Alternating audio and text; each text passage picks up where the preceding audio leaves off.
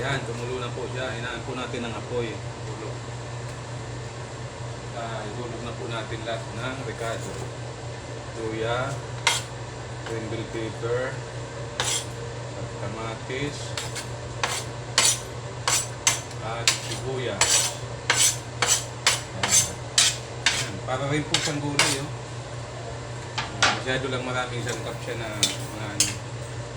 Okay na po yan.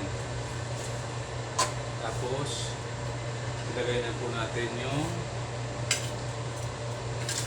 pritong galunggong. Malalaking galunggong po yan.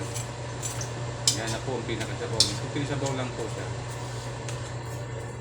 Hintayin natin kumulo ulit ng mga 3 minuto. Kung masyadong luto yung kulay, Ricardo.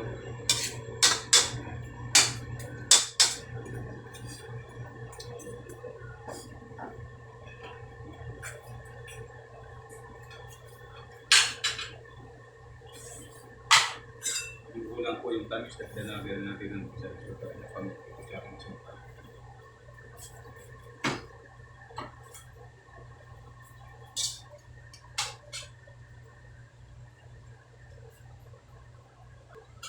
Yan, takpan po natin hanggang maluto. 3 minuto lang po siya, luto na siya. Yan, balik-balik rin po natin para mag-absorb yung lasa sa laman. Kasi kunti lang po kasi ang sabaw niya. Ayan, nadagdagan po yung sabaw niya dahil sa ricado. Kasi yung kamatis po, matubig yan. Saka yung sibuyas, natutubig po yan. Kaya pag niluwan na yung mga ricado, ay dadami po ang kanyang sabaw.